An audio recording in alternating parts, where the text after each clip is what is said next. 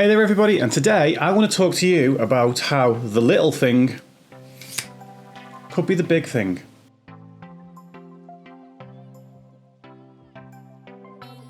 Hey there everybody, my name's Dave, aka Mindset by Dave, and I have been a mindset and a mental health coach for the past 4.5 years, helping people get unstuck with whatever it is that holds them back up here, as well as content over here on YouTube. I also stream live on twitch.tv/mindset by Dave every Tuesday, Thursday, Friday, Saturday.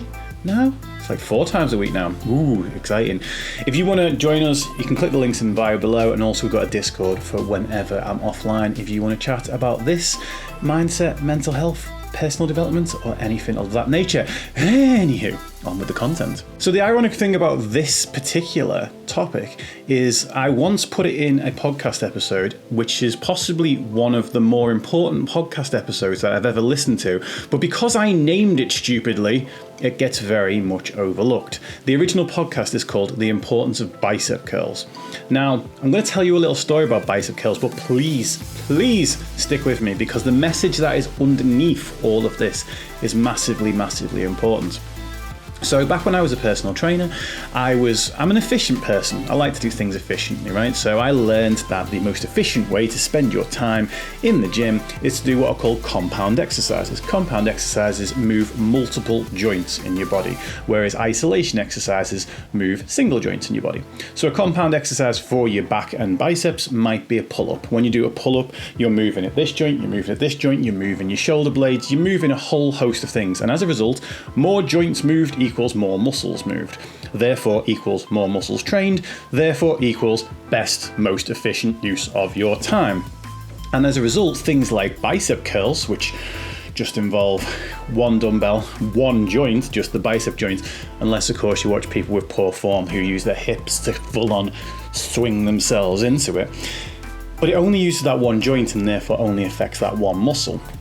So for years, what I would do is I would focus on the vast majority of these compound exercises and leave a lot of the isolation work either to the end of my workout, or if I ran out of time entirely, just leave it off entirely. I hadn't done bicep curls for a very long period of time.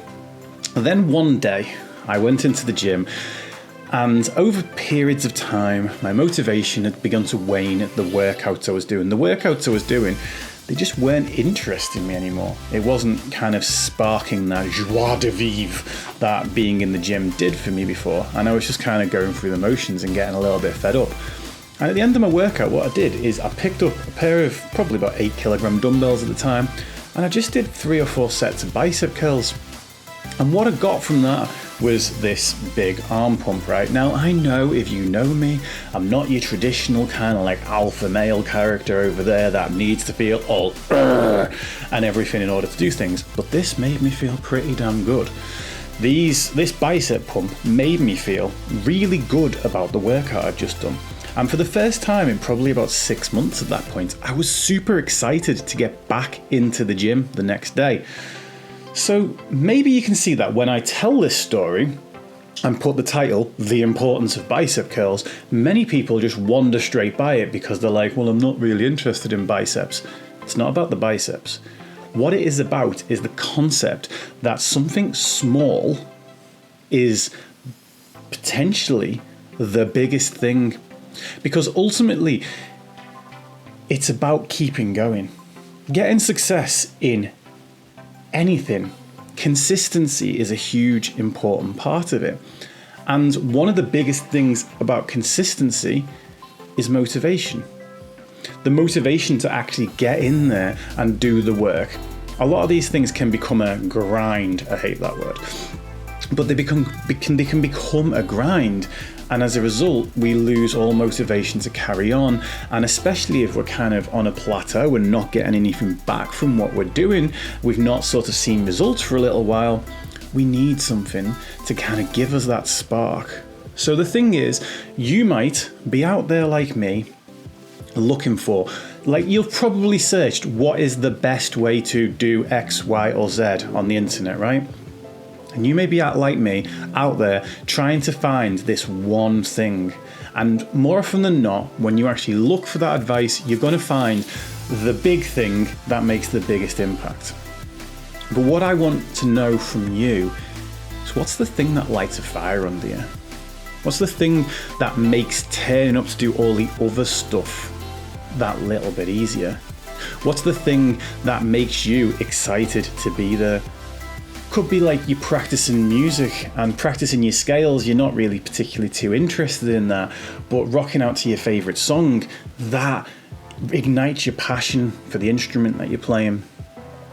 Could be in the content creation game where you know you've got to put the content out that everybody's searching for, but every now and then you want to make a piece of content that's just for you. It's just for fun, just for the love of the game. Whatever it might be, it could end up being that small thing that actually keeps the rest of the big things alive. You know what? I'm going to end it there because I think I've just done this whole thing in one take. We'll see when I go back to edit it. But as always, if you have enjoyed this content, please do hit that subscribe button. Remember, it is priceless to you, but it is priceless for me. And again, if you want to come and chat about this, personal development, mindset, mental health, any of that fun stuff, twitch.tv/mindset by Dave every Tuesday, Thursday, Friday, Saturday, and I will see you over there.